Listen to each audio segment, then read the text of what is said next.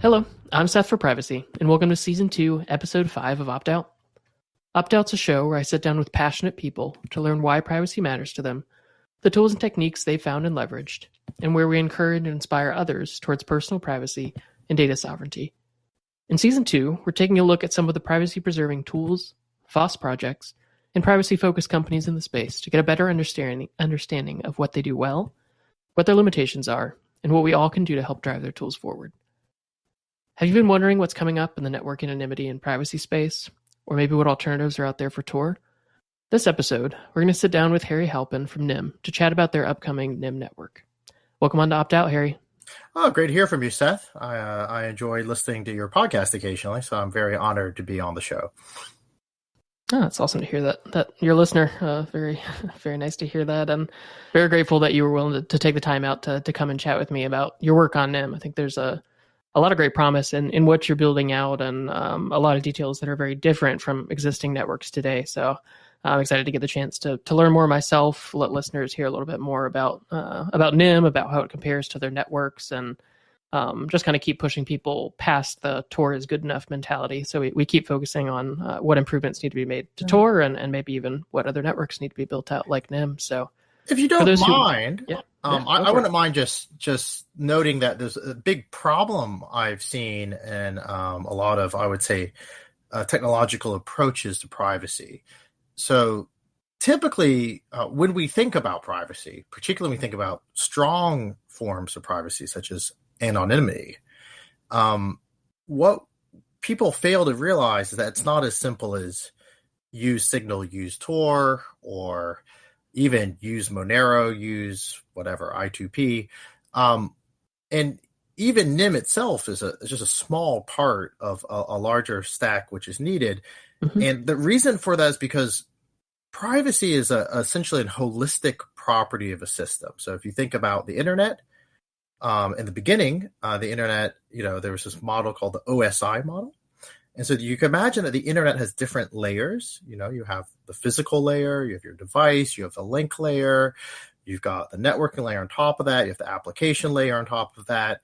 And that the problem with privacy and why it's a hard problem, and honestly, I mean, not just surveillance capitalism, but it is actually hard from an engineering standpoint, precisely because it is a cross-cutting concern through all the layers of any usage of the internet. So, for example, you could be using even Monero, or imagine some super perfect Monero, and if your network traffic is being carried without some sort of network level protection, that network level data leaks.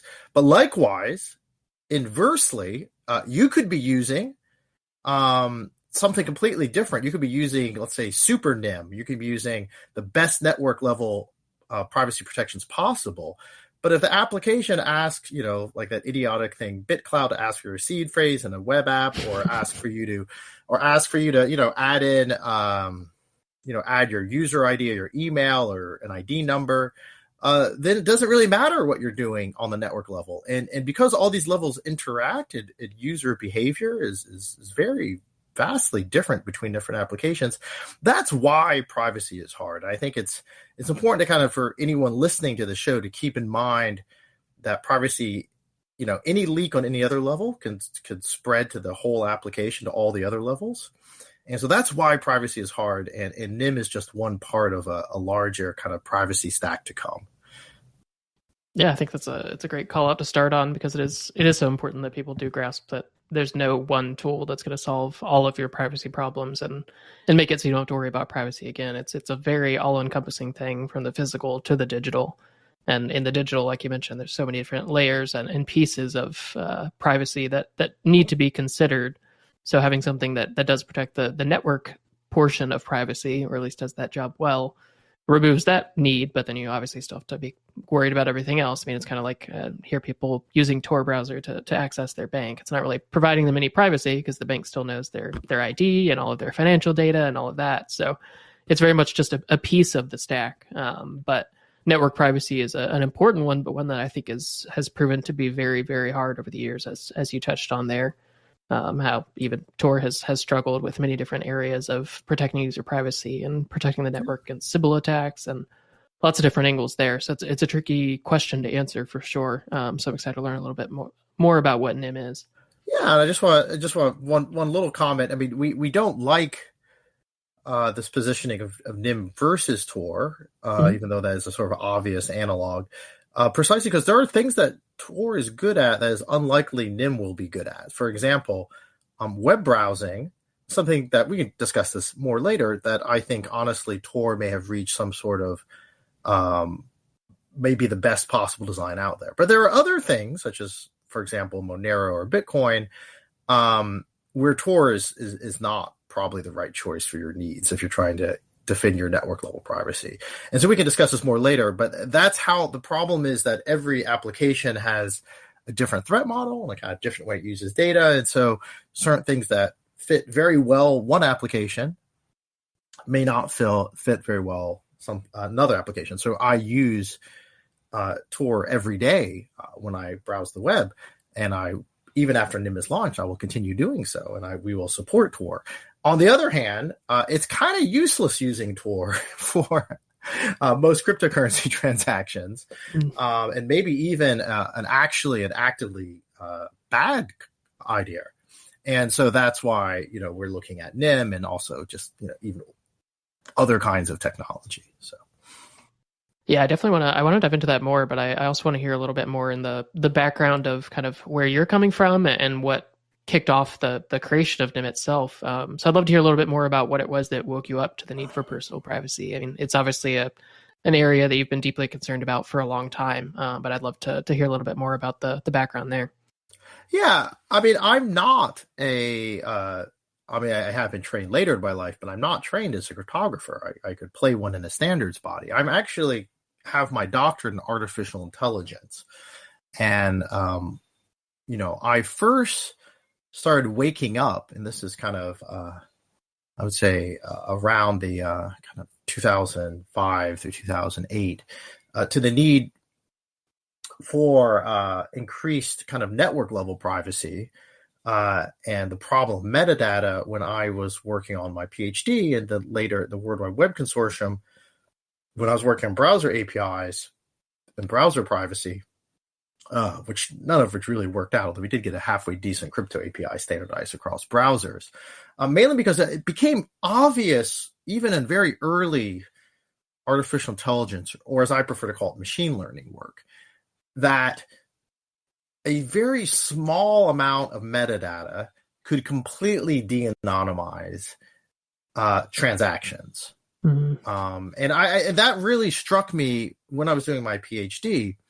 And while I was also doing my PhD, and before, I was involved in technologies like indie media, kind of when I was an undergrad, and was kind of interested in the cypherpunk mailing lists and whatnot when I was in high school.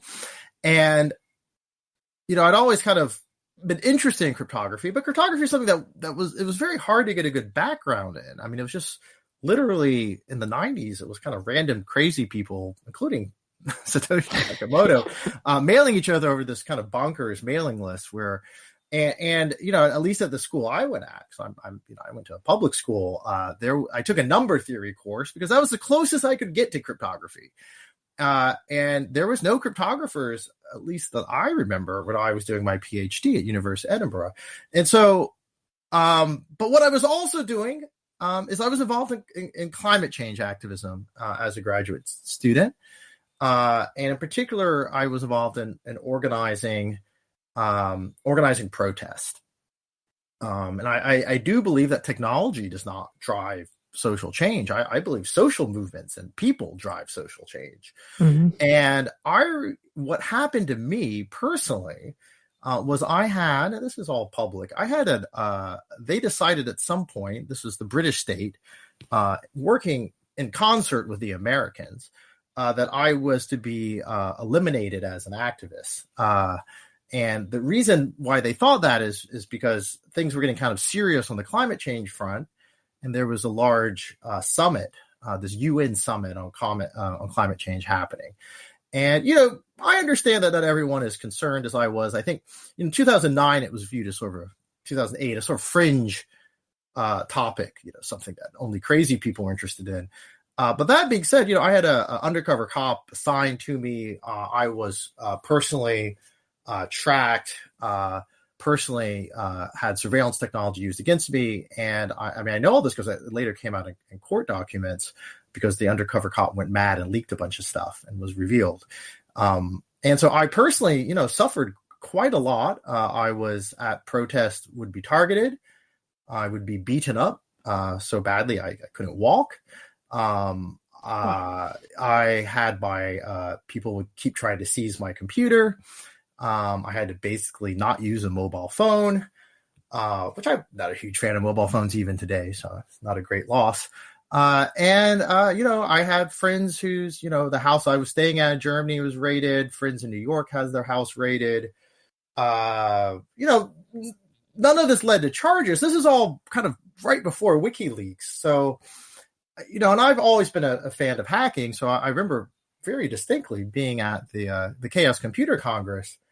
And I actually met Julian Assange there. They were launching, I think maybe it was WikiLeaks back then. And I remember, Julian Assange was, I said, Julian Assange, you're going to go to jail. I was at that point the sort of paranoid, crazy guy. And he said, no, why would we go to jail? We're creating tools for dissidents. And I said, I don't think, he was sort of saying, we're not dissidents. We're just creating tools for dissidents. And I said, I don't think the FBI will see things that way. I don't think they make those kinds of fine level distinctions. And I know that because, I was I was being dragged off the airplane by the FBI and, having my fingerprints taken against my will and all sorts of crazy things, such that I was essentially driven into hiding. And I was right. Later I visited Assange at the embassy and we kind of made up. And he clearly was was facing a level of repression that was nowhere near what I was facing. And then as someone who was heavily, I would say, it's kind of logical. I was attacked. I won't say I was victimized. I was attacked by both personal and electronic surveillance when I was trying to figure out how to put my life back together again. Because that has a hugely destructive effect on one's ability to even think clearly. I said, well, what is it that I really want to do in my life? And I said, well, I really don't want anyone to experience what I just experienced. Mm-hmm. And and I was talking to my friends like George Denises, who told me about mixed networking. And I said, well, that's something that I would like to pursue. So we kept chatting about it. And at a certain point, that's kind of how that's what led to Nym is I basically said, well, look, I can no longer be anonymous. Most of my, I would say, kind of organizing and social movement work was all done anonymously. And most of my computer stuff had been done anonymously before that. And earlier networks like Indie Media. And I said, well, look, I can't be anonymous anymore because I've been doxxed by at least 3 or 4 governments, even though I didn't really enjoy talking about it. So I said, well, it's kind of pointless to be anonymous, but I do think we can create the tools to allow the younger generation to preserve their anonymity and so that they can fight back in a more effective way than we could. And because it was very clear that these kind of large-scale social and ecological and economic problems, the economic crisis 2008, which led to Bitcoin, it was clear that these were going to get worse and worse. I do think they're going to get worse and worse. And so that's what led to the creation of Nym, that George and me, George got me interested in mixed networking. At that point, he was working at Microsoft. I was working at MIT. And I said, well, he was like, well, let's get the money to build this. And at this point, we didn't really think about forming a company. Bitcoin wasn't even really on the radar. I had seen it fly by my inbox, and I'd asked a friend of mine, Ben Laurie, if it was a good investment or not. He told me no. And I said, well, he has a paper called Proof of Work is Proven Not to Work, which I think I believe he probably still believes in. I'm kind of a big fan of proof of work now, so I've obviously changed my mind. But at that point, when Bitcoin happened, I was dealing with larger kind of personal surveillance problems. I wasn't particularly. I was okay. There was so much crazy stuff on that mailing list. I didn't pay too much attention. And then I said, well, let's build this mixnet. And we got a large academic research grant from the European Commission to build a mixnet. And that was provoked partially by Snowden, because one of the aspects of the Snowden revelation, which most people don't maybe remember, is that Angela Merkel was being spied on, that European leaders were being spied on. The majority of NSA activity was actually aimed at international trade negotiations. And so the European Commission said, we need something better than Tor, because someone intelligent inside the commission had looked at Tor and had realized that if you're up against what we call a global passive adversary, that's an adversary like the NSA that can watch all the packets coming in, all the packets going out, that has a kind of God's eye view of the network, as George likes to say. We realize that Tor is great if your enemy is, the Iranian government, or maybe the Chinese government, or, government doesn't control the whole internet. But if your enemy is the United States government, then you need more protection. And so we got an academic research grant, and we started doing the research, and we got some results, but they weren't really scaling. And then Bitcoin kind of came back on our radar. I think the thing that really got me excited was seeing Adam Back doing big equity raise for Blockstream. We said, wow, Adam Back just raised, we thought we were amazing. We had raised 5 million euros from the European Commission, which is very large by European Commission standards for an R&D project, effectively. But we saw that Adam had raised like 20 million or something crazy for Blockstream. We said, wow, this, Adam is a great guy. He's an old cypherpunk.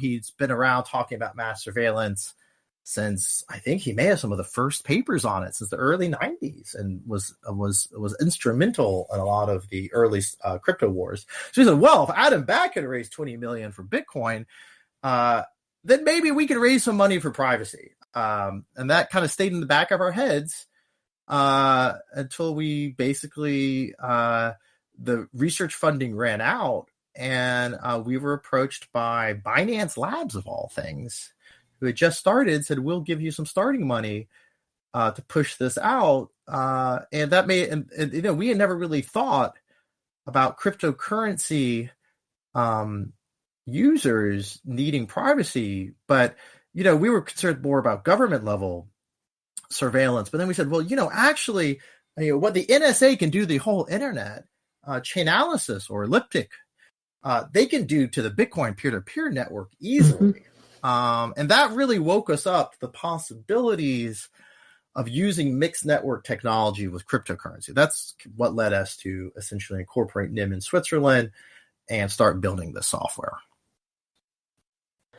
So what are some of the core, well, first off, I just want to say that is quite the way to be woken up to needing personal privacy. And obviously you had a very severe and very drastic interest in reclaiming your own personal privacy. So obviously I'm sure a ton of motivation there. And you got to see firsthand the ability that nation states have to surveil and oppress, and firsthand to see that the oppression that comes with the loss of privacy. So thank you for sharing that. That's a crazy story, and crazy that governments would go to those lengths for someone who's doing activism like you were. But it's definitely something that is unfortunately not as rare as you would think it would be. Well, that's what I often want to impress upon people, is that what people think is privacy as a luxury is actually a matter of life and death for many people. I actually got off quite nicely. I got good lawyers. I basically never got an indictment. I just was grand juried and harassed infinitely. And I'm still on a watch list. I still can't fly without severe problems in most airports. It would be wonderful to be able to fly like a normal person one day. But I had friends who also thought that they were not the target of mass surveillance, or not the target of individual, we call targeted surveillance. Friends like Basil Safadi in Syria, who at the time was just kind of a nice Mozilla contributor, kind of the equivalent of what you might want to call just a Bitcoin open source contributor today. And, these people were targeted, like Basil is, and tortured and killed. So on that, or Assange is rotting to death in Belmarsh prison. The U.S. government wants him dead. And, Terrible. I remember Assange did not think that what he was doing was even remotely illegal. What Basel thought he was doing was helping his people fight back against a utterly crazy dictator. These are people that never thought that they would end up in jail, much less dead.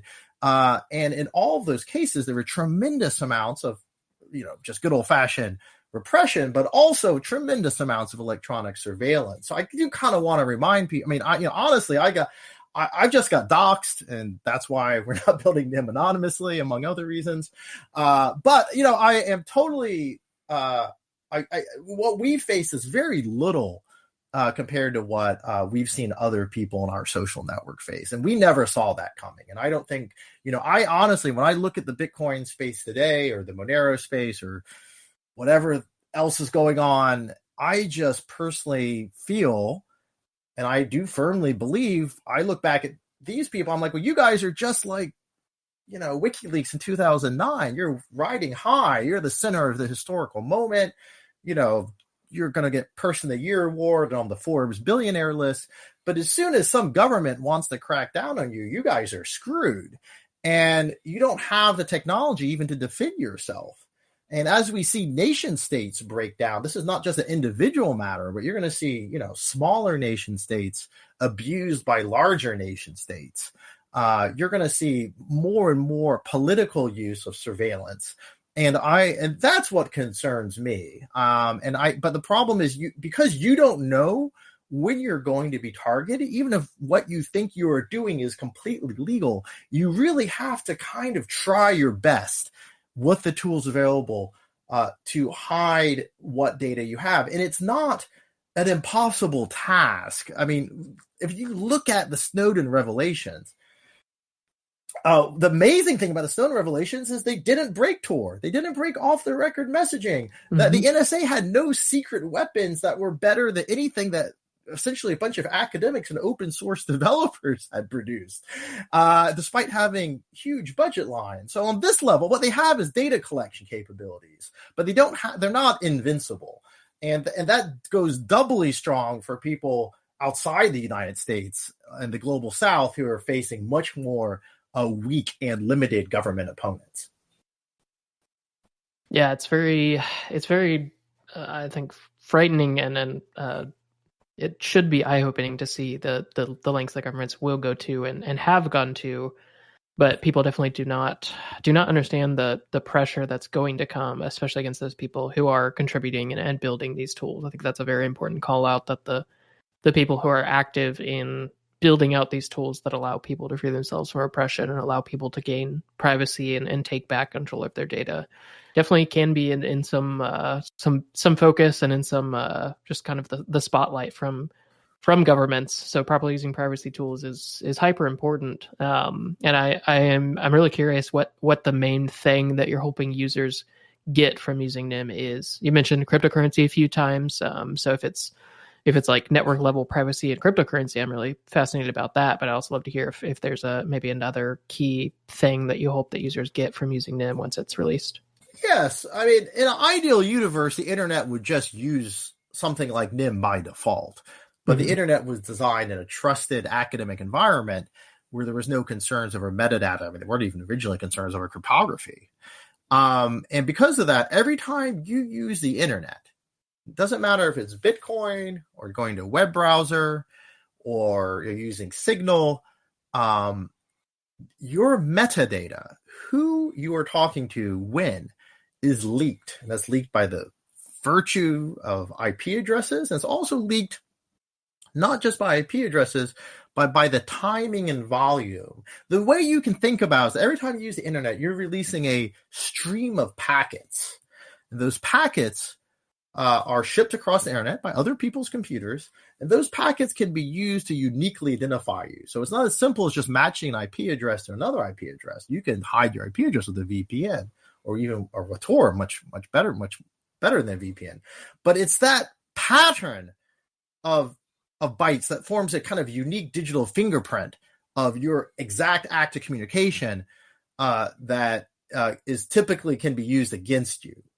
to identify your communication stream, who you're talking to, and often even what you're saying. Even if some encryption is used, you can usually make kind of predictions by looking at the back and forth of who's sending packets when and where. And there's essentially, the way I think about Nym is that there's essentially, let's compare it to Tor. There's essentially two ways to solve this problem. And what Nym does is Nym mixes the packets up and sends them out using a statistical process called a Poisson process. We can predict what the average latency should be, but we never know exactly when each individual packet is released from either your computer or a different node. And this basically scrambles that digital fingerprint. Now, this does have a impact on latency, and it does. We also kind of mix, kind of like shuffling a deck of cards. You can imagine each internet packet is a card in a deck, and we kind of shuffle or mix those cards, those packets. And the way you can think about it is that any kind of application where you can lose a few packets and the application still works fine. So this would be things like, for example, audio calls, or things where packets are not so huge. Things like instant messaging. I'm sending some relatively small packets back and forth, occasionally large attachments, but often just text messages back and forth. And cryptocurrency, where you're sending Bitcoin transactions, which aren't all that big and are pretty regular. All of these kinds of transactions, which essentially are what we call message-based transactions, and which can be delivered to some extent asynchronously, is what Nym can provide privacy even against global passive adversaries like the NSA. And I think that's our main advantage. Now, what we would like to see was that Nym would be bundled with applications, ideally like Signal, or like Bitcoin wallets, ideally with some privacy on chain, or Monero wallets, or whatever. And these kinds of applications, we think Nym could basically provide a very high degree of network level privacy out the box. It gets harder with web browsing and a few other kinds of applications. So I don't want to dive too deeply into the weeds, but I'm curious to hear your perspective. Is Nym something, when used for network level privacy and cryptocurrencies, is that something that you view as being able to handle both peer-to-peer traffic, so nodes downloading, uploading, blockchain syncing, and transaction propagation, or is your focus more on just the transaction propagation portion of a network? Definitely handle transaction propagation. We currently have researchers looking at essentially the way to think about blockchains is you're downloading large amounts of data. So this is equivalent to a giant file attachment in Signal. And so that's a different kind of problem. It's something I do believe Nym can handle because it can be kind of asynchronous, right? The whole application doesn't break if you don't download the whole blockchain at once. In fact, it takes a day or two. And therefore, we think we can handle that. And I think the question is just, if you're running both of those streams of traffic through the same computer, how that those vastly different types of traffic can still be adequately mixed together to provide a sufficient level of privacy. And that's going to open R&D topic. Luckily, we're working with Carmela Troncoso and EPFL, which is a great university, and various machine learning experts on this topic. So I would say, does Nym handle transactional privacy? Yeah, right now it handles that. For blockchain stuff, you can use it, but we don't have strong guarantees on that privacy in terms of validation and downloading whole large files right now. That's one thing we're still working on. Yeah, and that makes the most sense to me. I think that's a common way to approach even using Tor today with cryptocurrency networks, is to avoid it for the peer-to-peer portion because it's so bandwidth heavy. But then to use it for transaction propagation, where you want to hide the source of the transaction, but you're not as worried about the actual syncing process being something that necessarily needs to be obfuscated as much. But yeah, curious to hear the fruit that comes out of that R&D and see where things end up on that front. Yeah, and I think in terms of Tor, we think Tor is great for web browsing. And also you have to remember, Tor is, so the way to think about it is Nym is message-based and asynchronous. and Tor is synchronous and circuit based. So a circuit means that you just packets come in, first out, the good old FIFO principle. And the way to think about this properly is that that lets Tor get a generally better latency than Nym, but then it sacrifices some privacy against kinds of adversaries that can be monitoring that kind of traffic. So you kind of want to use the right tool for each problem. Mm-hmm. Yeah, that definitely makes a lot of sense. And I like that you made the point that it's not like a Nym versus Tor thing necessarily. They have different design goals and different focuses. Like you said, Tor is more focused on a low latency anonymity network, and a mixed net is by nature a bit higher latency, but does provide that much stronger protection against a global passive adversary who can see traffic at the input and output of that network. Let's take a quick break from this episode to chat about the sponsors of Opt-out, Cake Wallet and Local Monero. Cake Wallet is a key tool that I use daily, as it allows me to easily and quickly use Monero for private by default payments. It's available on both iOS and Android, and is a fantastic way to get started buying and using Monero with a simple and easy to understand user experience. I regularly onboard new users to Cake Wallet and hope that it will help simplify and ease your journey into cryptocurrency. If you're interested in purchasing Monero for the first time, or helping to bring others into a parallel economy, I'd recommend you look at using Local Monero, like I do, to buy and sell Monero while maintaining your privacy and avoiding invasive exchange surveillance. Local Monero is entirely peer-to-peer and is an important part of opting out of the surveillance state and into a parallel economy.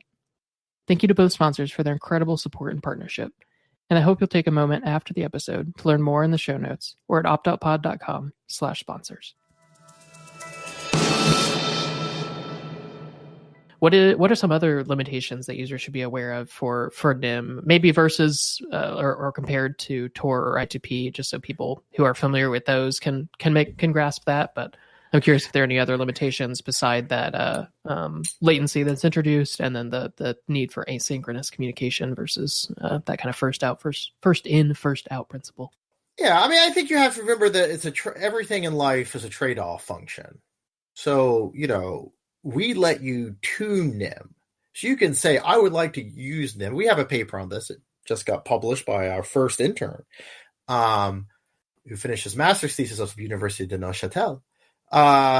Is because everything's a trade-off, you can use Nym with relatively low latency and low amounts of cover traffic. Another thing we do that Tor tends not to do is we add fake traffic to the network, because this helps destroy that kind of digital fingerprint of traffic patterns. And the way you want to think about it is that you can fine tune Nym, but you can't change the fundamental design. And there is a design space here. And I think Tor is one extreme of that design space, and Nym is kind of the other extreme. There are other systems which are good. David Chom's CMix system, which I think he now calls Elixir, may not scale as well as Nym, because we're a statistical system and he's not a statistical system, but it's a great system, also provides privacy against global network adversaries. So do theoretical systems that, to our knowledge, no one has built, like Dining cryptographer networks. Dining cryptographer networks, in theory, provide better privacy than mixed nets. It's just that they have severe scalability issues, quadratic scaling typically. But there's other networks like I2P, where I'm not honestly sure if the design space even makes sense. So what I2P does, and it's an interesting system. I mean, it definitely has, I would say, good values, anonymous developers and a kind of cool open source community. But the problem with I2P is I2P takes Nym's and MixNet's message-based routing and kind of puts it on top of Tor, but doesn't actually mix messages. They're still kind of first in, first out. And I don't know what that actually accomplishes. Every time anyone kind of serious has looked at I2P, they tend to break it. And so I know there was a bunch of interest in I2P from Monero, from the Monero community with Kovri, and I'm not entirely sure what's going on now. But I would say that in general, I would not recommend I2P for anything. I can't think of a use case where it makes sense.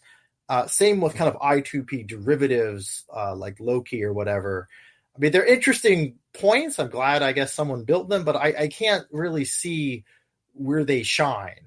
I think Nym and Mixnet shine very well at any kind of message-based systems, audio calls, maybe things with buffering, even like video or file downloads. Nym could at least probably do. Definitely works well for instant messaging. Definitely would work well for email. That's the original use case of Mixnets from the cypherpunks. George Denisos built MixMinion with the Tor developers, which was used by the cypherpunks, probably including Satoshi Nakamoto, to hide his identity.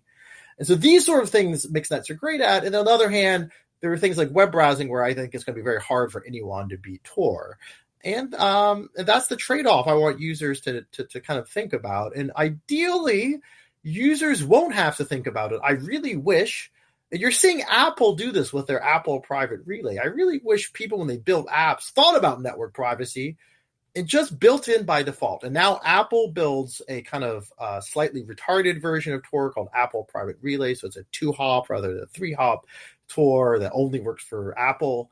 So obviously smaller anonymity set, because the more different kinds of people that use the application, the more anonymous you are. But at least they have it kind of part of their system by default. And that's why I also like the Tor web browser, because the Tor web browser has Tor working by default. And I have just been generally shocked that most, except for like Samurai and Wasabi and a few of them, most Bitcoin wallets have no network level anonymity built in by default. It's also sort of shocking that Signal ignores this issue, or most quote unquote secure messengers. Signal is actually secure.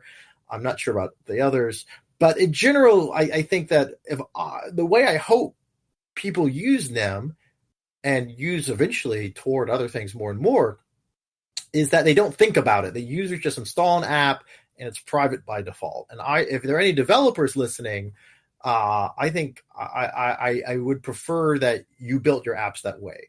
That being said, we do make it so that power users, of which I'm one, and I imagine you are, and a lot of your listeners are, can also, just like you could turn Tor on and Torify an SSH connection, you could ideally turn Nym on, and we can use Nym now with things that Nym is not built for, such as Keybase, or you could even run Firefox through Nym. It's not really a great concept, but you can do it. So anything, so we have we want to have the ability for users to kind of go to what's called a proxy and be able to cut and paste their local proxy into particular apps that they're concerned about. Yeah, and I want to touch on two things there. I definitely agree on the privacy by default aspect that has to be grasped by developers building these apps. And I think a lot of the reason that hasn't happened is I think we've kind of been lulled into a false sense of security because of the growth in the usage of end-to-end encrypted apps and platforms. We trust that end-to-end encryption to protect us, but the metadata piece really kind of gets left by the wayside in many of those applications. And the advantage of networks like Nym and Tor is they can really help with the metadata piece to help protect that extra bit that is actually something that's becoming more and more common to be the thing that's preyed on by surveillance, especially by nation states, because they've realized that they may not be able to crack or get a backdoor in an end-to-end chat app, but if they can get metadata on when you're sending messages to whom you're sending messages to, when you're receiving them, and all of the different data around it, even if they can't get the details about what you're actually saying, they can gather a ton of information just from that metadata. So I think there's kind of been that lulling into a false sense of security due to the growth of apps that protect the majority of data, but still leave out the metadata. So I am excited to see that continue to grow into the defaults. And just a quick call out, that is something that, like Monero, we focused on building in privacy by default into the network. And we've decided not to go with Tor by default because there's some issues with Sybil resistance when you're doing all peer-to-peer traffic and transaction propagation over Tor, but using Dandelion++ as a way to obfuscate the traffic somewhat between nodes when you're actually sending transactions. So it's definitely something that I wish was more commonly thought of, and I wish Bitcoin had native protections built into the actual peer-to-peer network. But I am glad that wallets like Samurai Wallet, who I'm a huge fan of, they do build in Tor support by default. When you run their node, you can only use Tor to access it. A lot of value there, and it really should be something that's continually abstracted away from the user. You know what's best for that app. You build it in. You make it the default. and then users just use the app, but they're gaining the protection of those network privacy tools. Yeah, I agree. I agree 100%. I was working for Tim Berners-Lee at the World Wide Web Consortium when the Snowden leaks happened. And I remember it wasn't all that long ago that there was no encryption on the internet at all, almost. That TLS was used by a tiny minority of websites. There wasn't even agreement on the elliptic curves that TLS was going to use because of all of the possibilities of NIST backdooring the curve that Daniel Bernstein and others were discussing. And so, but over the course of 4 years, we managed to encrypt with the help of Cloudflare and even Google. Indent encryption is now everywhere in the internet. And I do think we can do the same for privacy. I think privacy is a little bit less mature than indent encryption, but I do think we can win the game. And my goal is in the next 5 to 10 years to eventually have metadata, just as it's very hard to use the internet now without TLS, that we should be able to use the internet and have the metadata protected by default. I think that's actually possible. I've seen it happen with TLS, and I think it can happen with Nym or similar technologies or combinations of Nym and Tor style technologies.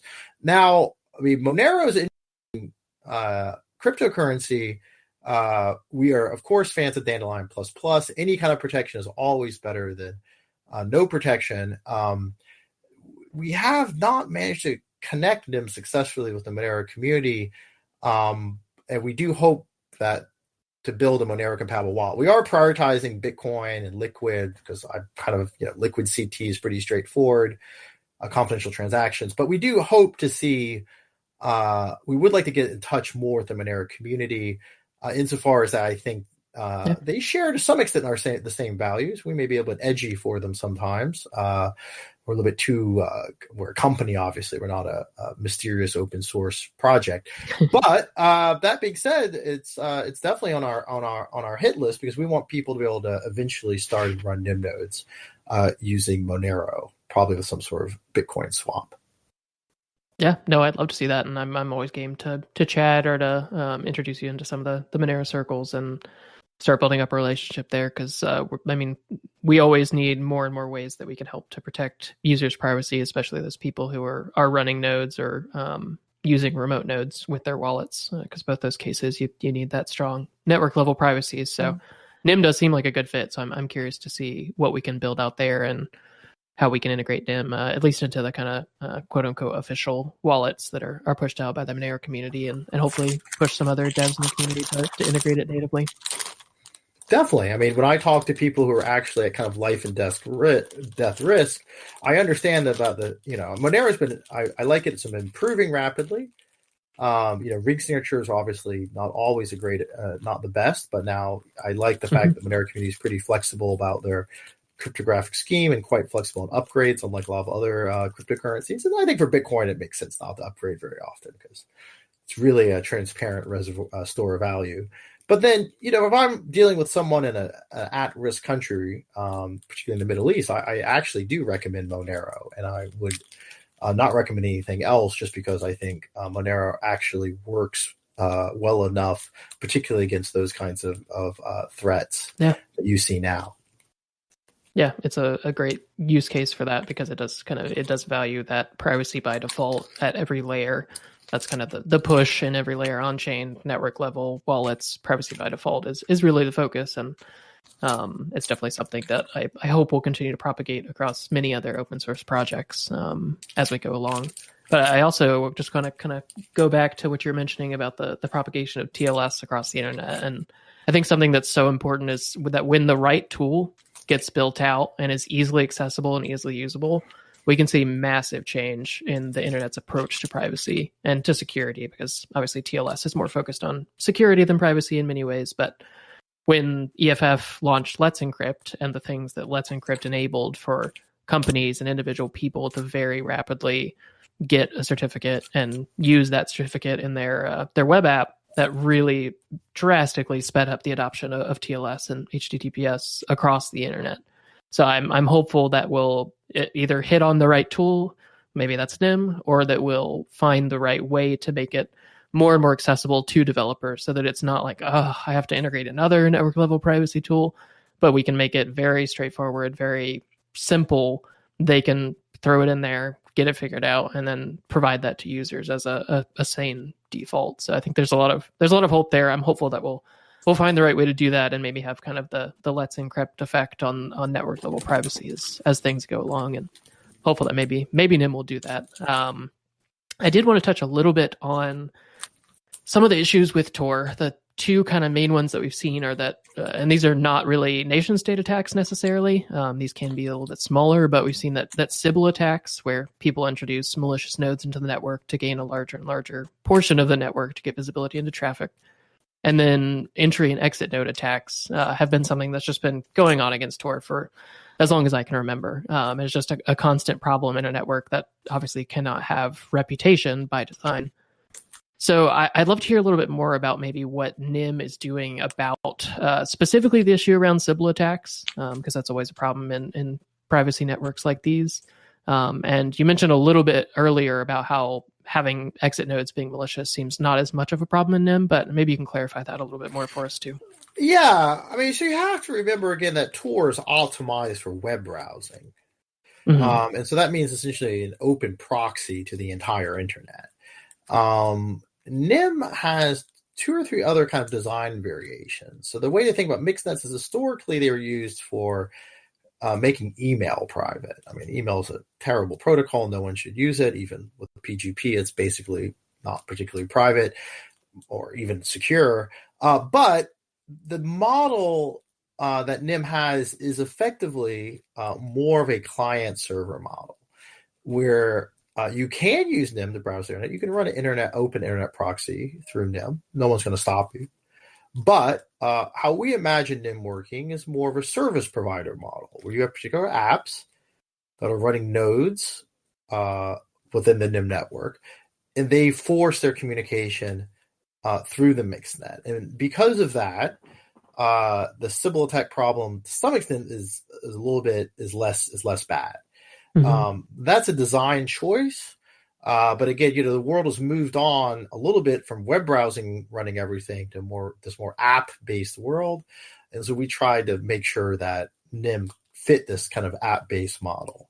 Nym is a privacy layer. It's not necessarily we are decentralized, but we're decentralized not because we fetishize decentralization. I'm a big fan of decentralization. I mean, if you want to read about decentralization, there's a paper I wrote with George Nisus and Carmelo Troncoso called Surveying 15 Years of Decentralization and Privacy. But that being said, Nym is decentralized insofar as that we want to be resilient. So we don't want our company to be taken out or me to be taken out or a few nodes to be taken out. The whole thing falls apart. And so we aren't aiming for maximal decentralization. We're aiming for maximal privacy with a resilient infrastructure. That's just slightly different goals. And because of that, while we let anyone run a Nym node, we do have effectively the way to think about it. This causes horror to a lot of people, but I understand completely why I do all the terrible scams around this place. But we do have essentially a reputation token attached to all the nodes, which Tor doesn't have. And that prevents Sybil attacks. That prevents Sybil attacks in two ways. First, just as proof of work was invented to prevent email spam, charging a little bit for initial reputation, which we call the pledge, basically prevents people from essentially overrunning the network very quickly with Sybils. Second, is that we can essentially optimize that network topology, something that neither Tor nor I2P nor anyone else, to my knowledge, does, is that we can sort of say, given a set of Nym mixed nodes, we can measure in a decentralized way how many packets they're mixing, if they've dropped packets or not. We use a sort of particular kind of hard to explain secret shopper method to do this, where we basically send fake traffic through and measure it. And that fake traffic is indistinguishable from normal traffic by virtue of being ran through the mixed net. And by virtue of doing all of this, we could basically optimize our network topology, both for latency and for quality of service. And that's something that no one else can do. And we do that because the nodes themselves are not anonymous. Your Tor node is not anonymous. Your VPN is not anonymous. Your I2P node is not even anonymous, to my knowledge. We basically sort of say, what's the node? What's the reputation? We measure that in Nym tokens. And then that prevents essentially a random guy from running a gazillion different nodes. And essentially we even let people do delegation of their existing Nym tokens. So I have some Nym. I get tired of running a node because right now you can only get it through running a node. But I would like to support my friends over the EFF running a node. So I delegate to them because they're trusted, and this kind of market-based, very Hayekian mechanism absorbs the social information in the market to also help get rid of untrusted Sybils. There's some even more advanced techniques we could use for Sybil desibling that mostly involve some form of kind of social network analysis on top of the delegated staking work. That's work, if you want to look it up, it's called Sybil Infer and Sybil Quorum that George Denises was working on. George is part of Nym part-time, and we will plan to pursue that at some point. But currently what works is the pledging prevents total Sybil attacks. The reputation token measures the quality of your node and your mixing over time. So it's not just pay to play we're not a proof of stake network. We have work. That work is mixing packets. And then that combined with the kind of delegation to absorb the social information, we believe makes our network fairly Sybil resistant. And then you put that on top of more of a client server model, and it really is a dramatically different model than Tor. Yeah, I think that's a huge difference, and that can be the use case of Tor. Like you don't have to use an exit node and interact with the regular ClearNet when you're using Tor, but that is at least I think the most commonly thought of use case of Tor is an open proxy to the internet. But when using like hidden services, you do have that same type of client server model, and you do gain the advantages of not having to worry as much about a dangerous adversary, because as long as the actual service you're accessing is who they say they are, you're at much less risk than when you're using an exit node to just proxy out to the broader internet. So that's what we're just like, let's make that model the default. And if you really want to do some open proxying, go for it. We're not going to stop you. But I think having a default model that's essentially client server model, even though it's a bit against peer-to-peer dogmatism, is actually better for privacy. Peer-to-peer networks, we even had some Ethereum kind of scammers copy us and built a pure peer-to-peer kind of weird Ethereum version of Nym that didn't really work in JavaScript of all things. We're in Rust. It was just embarrassing. And I understand to some extent where they're coming from, because it would seem intuitively that somehow peer-to-peer would be more private. And that is true if you're dealing with very local adversaries that can only see a tiny portion of the network. But as soon as you see a significant portion of it, you don't need to see all of it. It's very hard to maintain privacy in peer-to-peer networks. Mm-hmm. And there's a good paper by Anya Petrowska, a research scientist, in the blog post in a workshop called Workshop for Privacy in the Electronic Society last year that goes into this whole trade-off, which I think some of your readers might be interested in. Yeah, I'll definitely have to collect some of these and get them into the show notes for people who want to take a more technical dive. So you've mentioned this Nym token that's going to be part of the reputation system and the Sybil resistance of the Nym network when the mainnet goes live.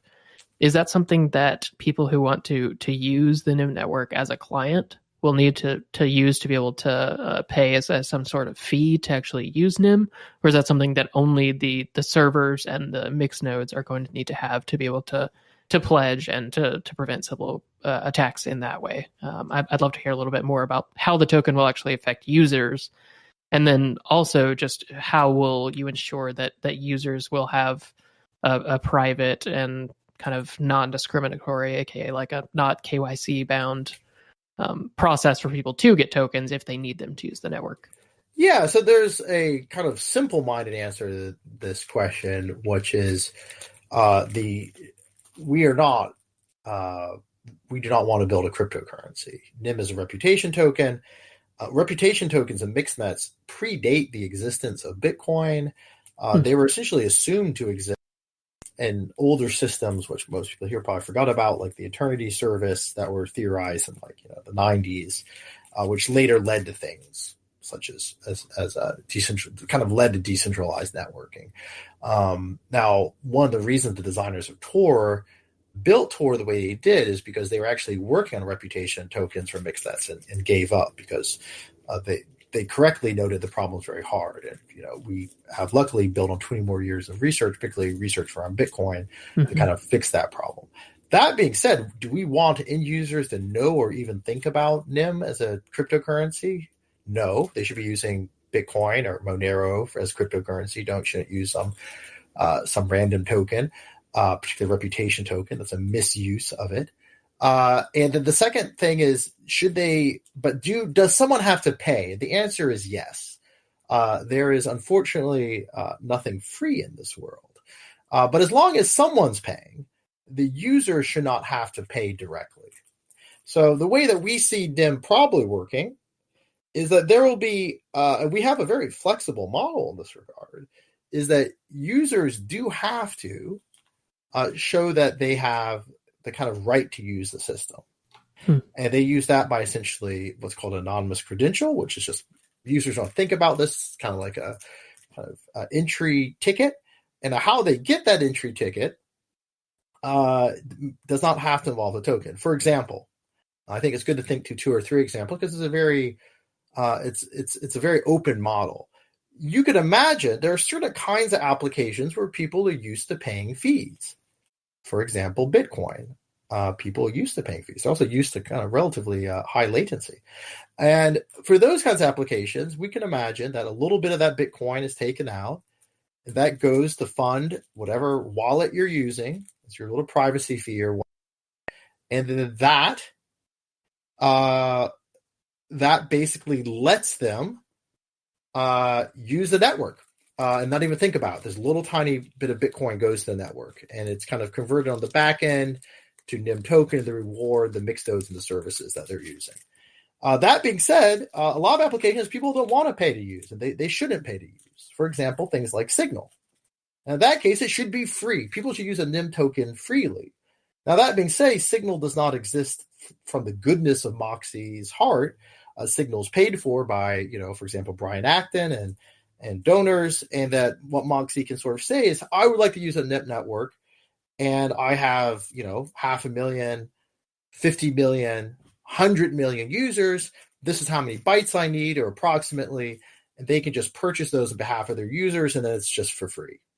This last kind of model is a you can imagine sort of VPN style models where you pay monthly, where essentially I have some sort of billing cycle set up, and a little bit of that billing cycle of users find that service important enough to pay for monthly can go feed the anonymity network. And so the way we imagine it rolling out, and we're going to be doing this in the next few months, is we're going to just open up to different developers. We're going to let them experiment with different models, and we're just going to see what works and what doesn't. But we do want to keep the network essentially free or incredibly close to free for users for at least a few years, and ideally forever. What's the main advantage to the network to having users who are more clients rather than servers paying to use the network? Is it a spam prevention measure? Because I would think in a network like Nym, you would actually gain from people even introducing spam traffic because well, I mean, to some people who are legitimate. Well, to some extent, yes, and I mean the spam traffic is not necessarily the case insofar as that Nym auto generates cover traffic. Mm-hmm. So you can say, I would like to be private by 200 people, and there's only 200 people using the Nym network, but Nym can auto generate enough fake traffic that you're one of those 200 people. And unlike systems, this is actually a good distinguishing factor between Tor and Nym. We can actually give you a pretty accurate estimate of what's the anonymity set, how many people you're anonymous amongst, right? So that's kind of nice to know, assuming a global passive adversary. That being said, like I said, that's the important thing, that it is important and somewhat rational, even if that somebody has to pay but it's also rational for that paying person to let other people come in without paying. Does that make sense? So, for example, let's say I want to be anonymous because I'm sending a giant, liquid confidential transactions Bitcoin payment through. And I would like a lot of other traffic to be mixed in. I like Signal, the more diversity of traffic is the more anonymous I am. I might want some Signal traffic mixed in. I might want some file download traffic. I might even want some web browser traffic mixed in. So some of that fee that I pay as a paying user should subsidize, for privacy reasons, users that can't pay.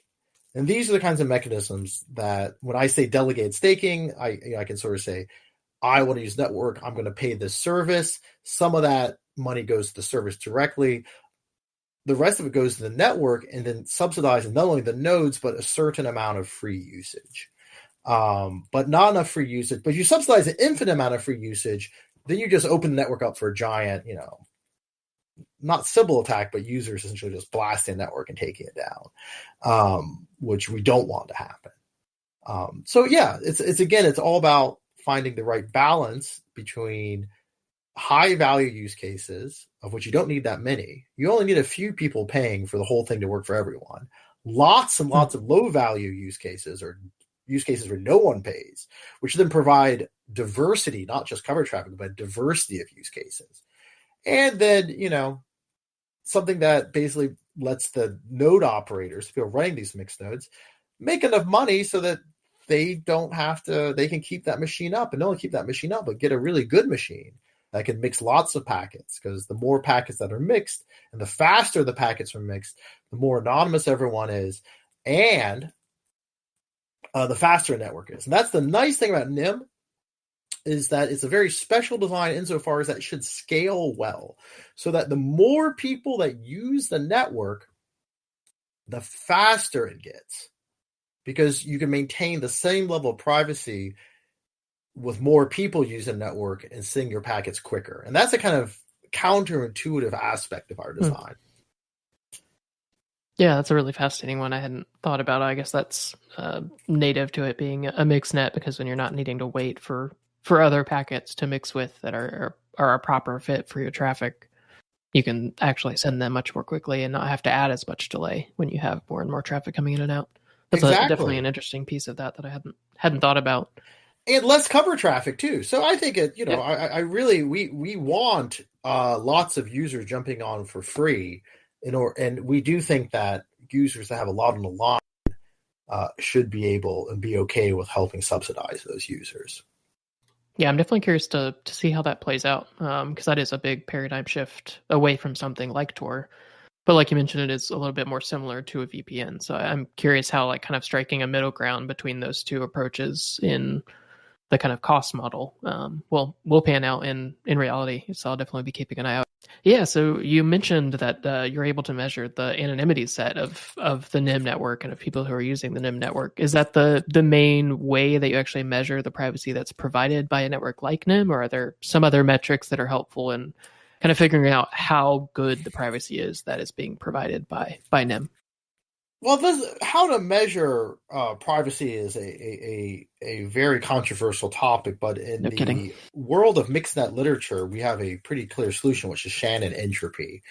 So the Shannon entropy is better than a pure anonymity set insofar as it says, well, the enemy has some background knowledge. They're watching your packet. They're trying to identify that packet after every hop in the network, and they're learning by looking at that packet and looking at other packets. And so you can basically measure that using information theory and get an entropy score. The problem with the entropy scores are harder to intuitively analyze than just anonymity sets. It's a debate, but it's a debate worth having, and we could definitely provide entropy for people as well. Is that a measure that would be something a user could see, or is that something that would just be abstracted away and used more to determine like the cover traffic that's necessary and that kind of thing? Well, currently it's abstracted away, and it does determine how much cover traffic is needed. But it's something that developers will probably have to set. How private do you want your users to be? And that impacts your latency. And it's also something that I would like users to see. We just haven't got to that part of the user experience aspect of Nym. Yeah, it's a good call out that you're kind of having to shift that slider between latency and privacy, because if you want to sit in the mix net and keep mixing and mixing and mixing, you can theoretically gain a greater anonymity set and theoretically greater privacy. Again, measuring privacy is really tricky, but you will increase the latency of that communication when you're doing that. So that's a good call out that you, again, just like we talked about, everything has a trade-off. You can choose actually what the trade-off you want to make is around latency, and I'm sure that'll be really important for developers to properly grasp the knobs that they can turn there, and the developers who understand their application and understand what they need, whether they need the latency or whether they would prefer a higher anonymity set and theoretically higher privacy, to be able to adjust that. So it'll be fascinating to see something that's more configurable by the client and by the actual user of the network to determine what fits their own threat model and their own needs well. I agree, definitely. So we talked a little bit about self-hosting, or about hosting Nym servers, and we talked that the token will be necessary for that. Is there kind of like a target audience for actually hosting a Nym server? I know like Tor relays, especially middle relays, are pretty open-ended. Pretty much anyone can spin one up without too much concern, but exit nodes can be a lot trickier for management. You can have to deal with a lot of communication, and there can be a lot of trickiness around that.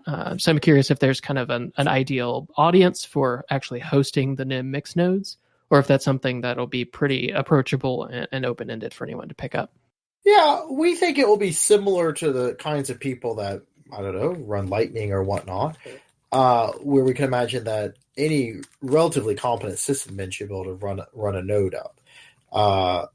We do expect that people will have to somehow kind of get some initial, what we call the initial pledge to run the node, but we are working on making sure that they have an API where they can use pure Bitcoin and don't even have to think about Nym in order to start that process up.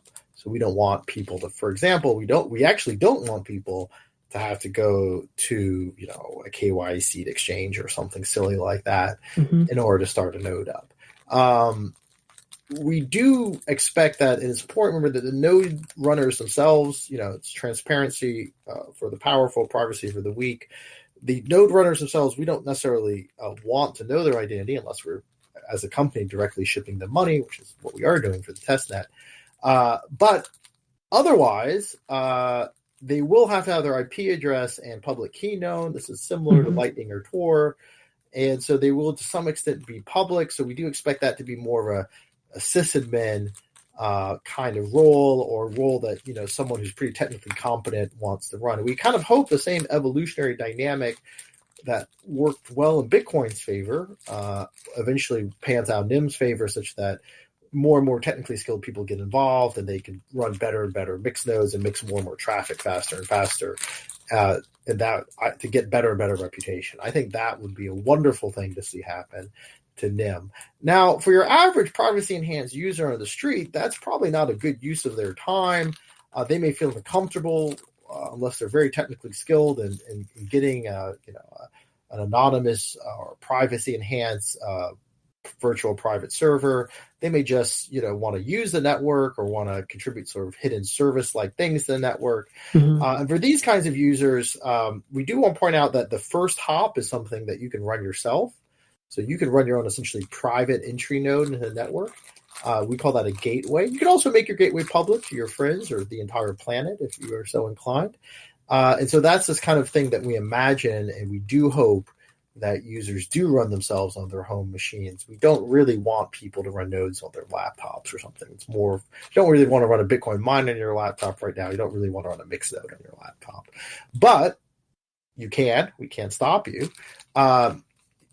You will get less reputation than someone that has a bigger, better machine.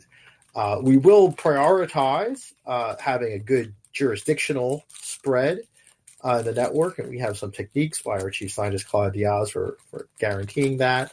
Because obviously, if all the nodes are in one place, it's not great from a privacy perspective. If they're all on Amazon, for example, it's sort of pointless. And that's what we're seeing a lot of the so-called Web3 technology stack. So we expect that privacy-enhanced users will run applications and will probably run run gateways to access the network for themselves or their other privacy enhanced friends. Awesome. Thanks for breaking that down. I think there's definitely some similarities to Tor there, that not everyone runs a relay, but many people run the Tor daemon as their entry into everyone runs the Tor daemon as their entry into the Tor network. So I'll definitely have to play with that, and I'll have to get something up on the test net and get familiar with Nym mix node specifically. I'm curious about that, and curious about running one, especially once mainnet is out. But just a couple more questions for you, and then we'll close off. And it's been a little long one, a late night for you. But very no grateful problem for you coming on. But I did have one more listener question, and it was just essentially around your funding. You mentioned already that you have VC funding and that you're able to raise funds to build out the Nym network.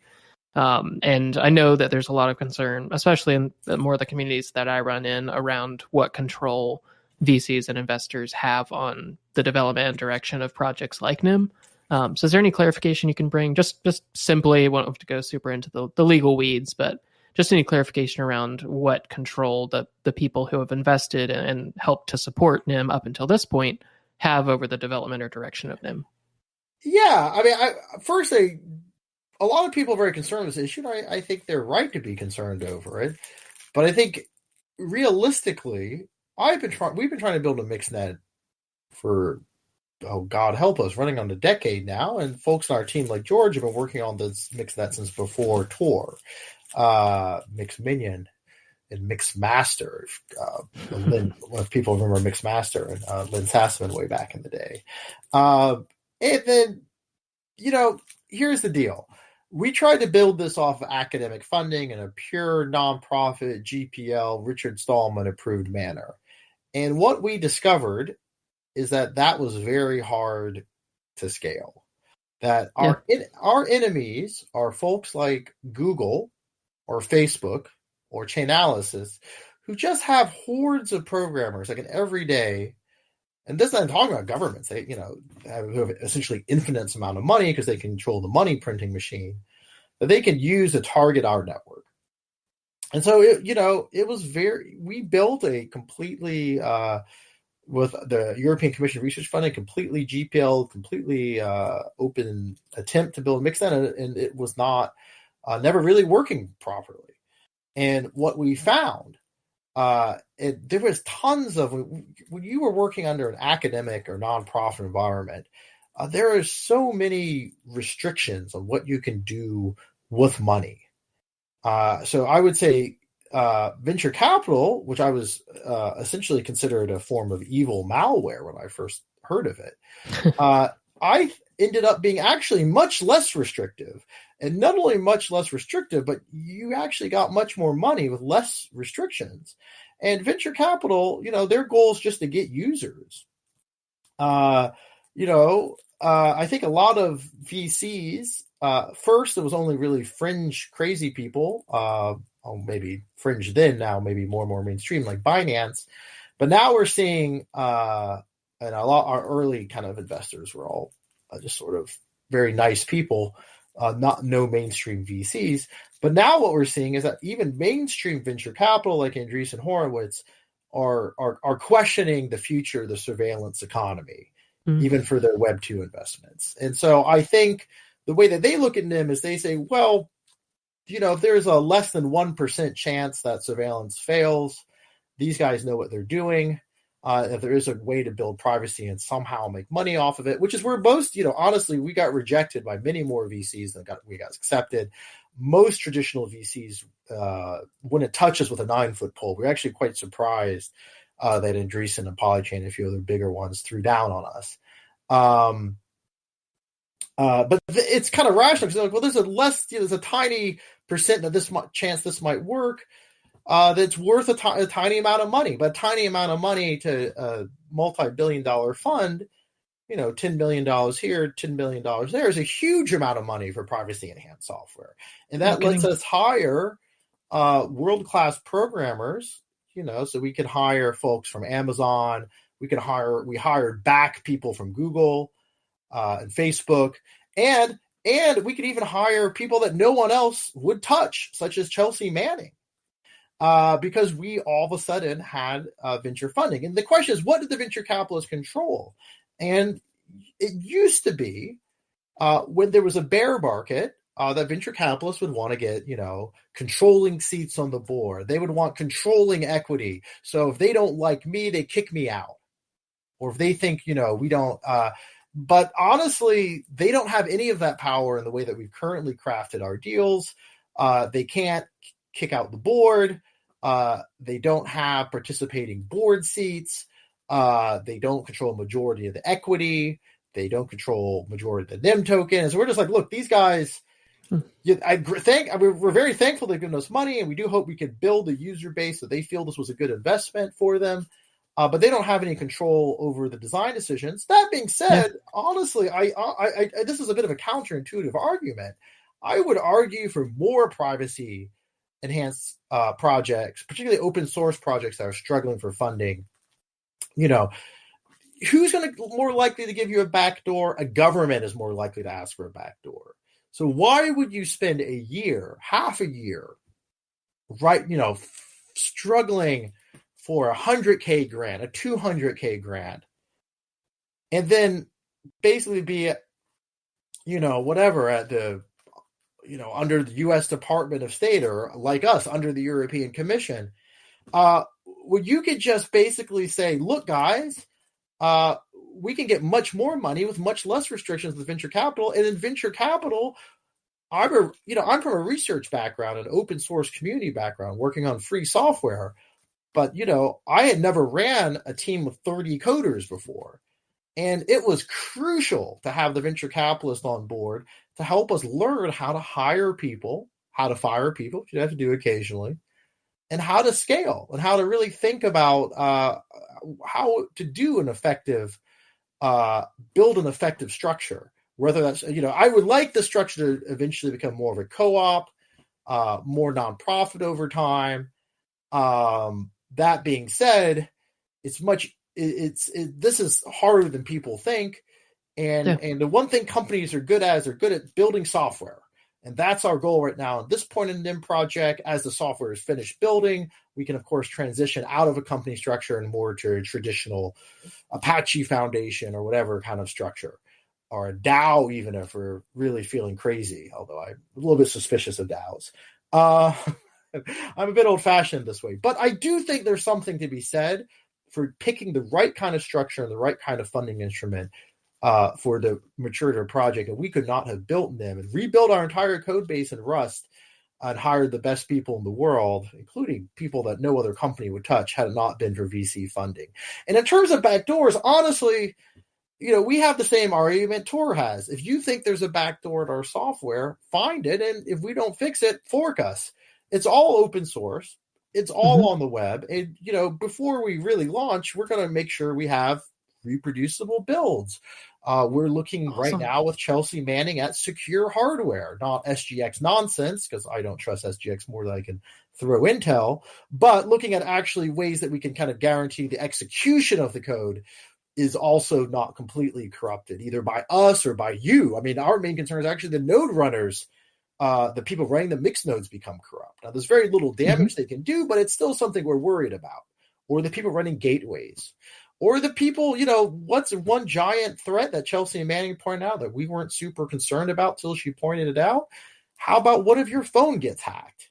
What if the client is corrupt? That's an interesting threat that I think very few people have taken seriously. And someone like Chelsea, who has a lot of experience with, lack of a better word, military intelligence, is really working on that problem pretty hard. And I think she's going to come up with some pretty amazing solutions eventually.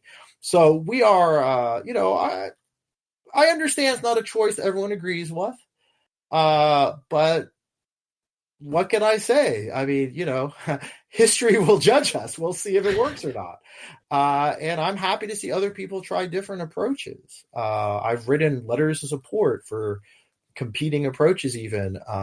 It's just that personally, I only have so much time left on this earth, and I would like to see this software built before I die. And I think that's the case, not just with me, but with people on our team like George Denises or Claude Diaz that have been working on mixed nets and anonymous communications for, at this point, over 20 years. And we want to see this out of the world, and we want to see if it works or not. So it's not just a theoretical part of privacy-enhancing technologies, but something that is real. Because, we don't also, just to be clear, I don't think NIM's going to be the end point. There are many other interesting directions that you could take anonymous communication, all sorts of crazy peer-to-peer designs, and dining cryptographer networks, and verifiable shuffles, all the sort of stuff that Nym isn't doing. But we think there is probably something there. So we do hope that if we get a lot of funding, and I am definitely wanting to get a lot of funding because I really want to build this,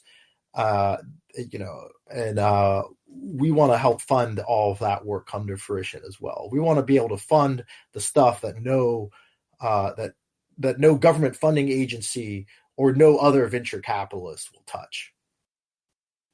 Yeah, and thank you for diving into that. I know the funding issue, I'm sure, is something you have to talk about a lot, and a lot of people are concerned with. Surprisingly not, but yeah, I want to write a blog post on this because I think it's. I've almost surprised there's not been more questions.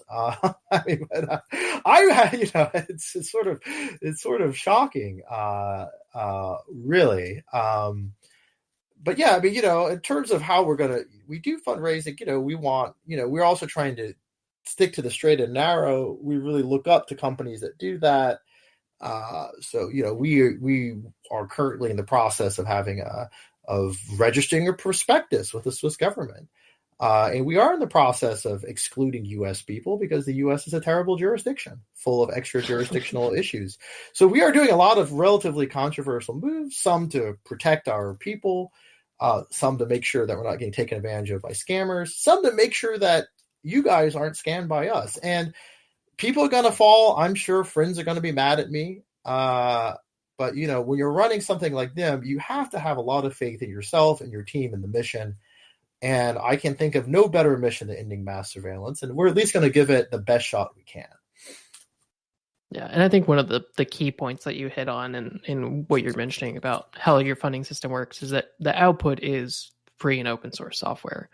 And that, I think, is a huge, very important thing, because not only does it allow people to inspect the code and look for backdoors and make sure that there's not some ulterior motive that's being driven by VCs that's causing problems, but it also allows it to be reproducible and to exist no matter what route y'all decide to take it in the future, even if that route is something that for some reason just goes way off course. As long as the output is free and open source, I think that's really the key for me. I know a lot of people feel differently, and I think it would be very valuable to have a blog post around the funding and sustainability model of Nym, especially because that's such a pressing and common issue in the open source space and the privacy space specifically. So I think there would be a lot of value in a blog post around that. So I would hope to see that. But it is taking venture capital for privacy is a grand experiment. And we're not the only ones. Mm-hmm. Adam Back did this with Zero Knowledge Systems to make a mixed-net in the late 90s. Didn't work out. Company had to pivot. And luckily we got Adam pushed out Blockstream. But we're not the first, but we do hope to be successful.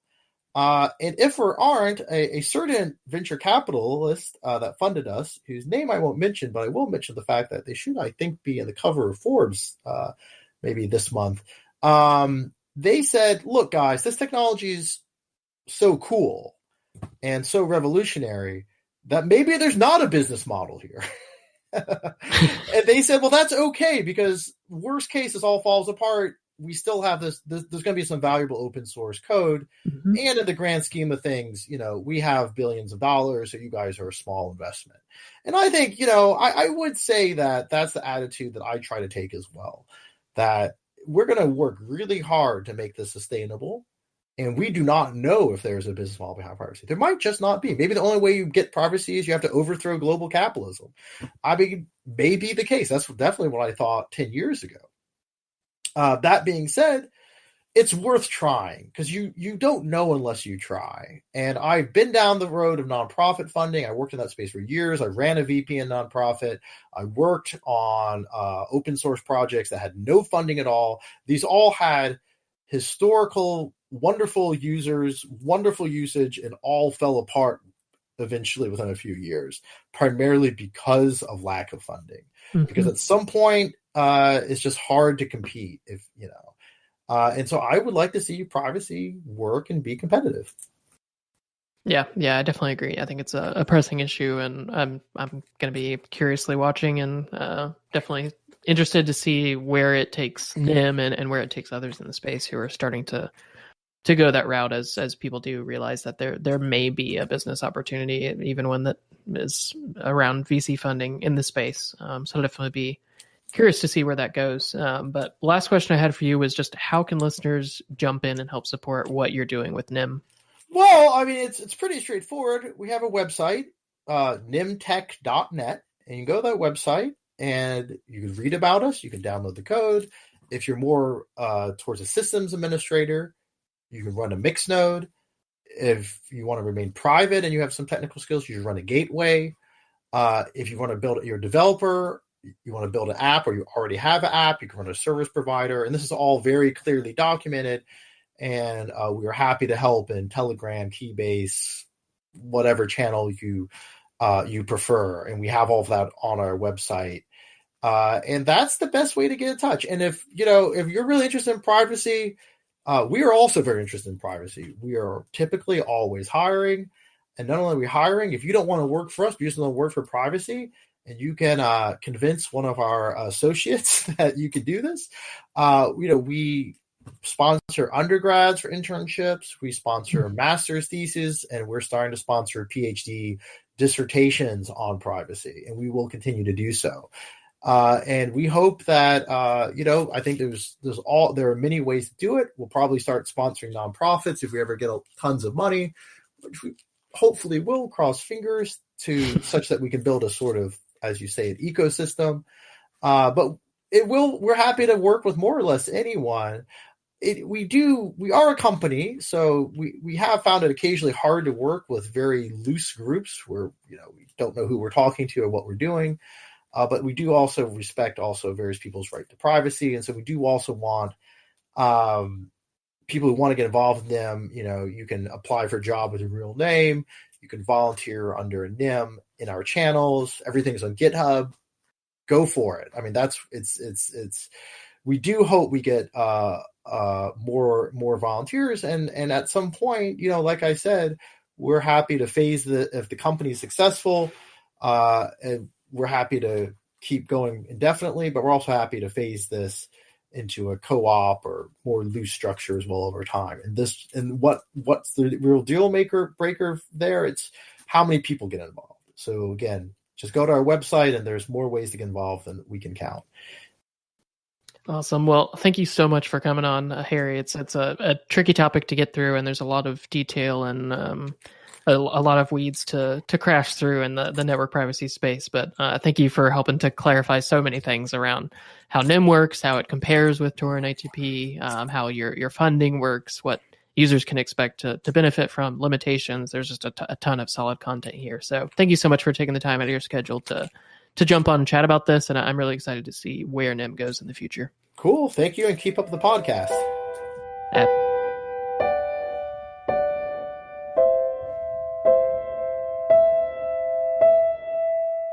Thanks for listening, and I hope you enjoyed this episode of Opt Out. If you did, please take a moment and subscribe to the podcast, or if you're already subscribed, share it with one friend or family member this week. As always, you can check out the link to the guest content and contact info, as well as links to all of the tools we discussed in today's episode. Now get out there and opt out this week.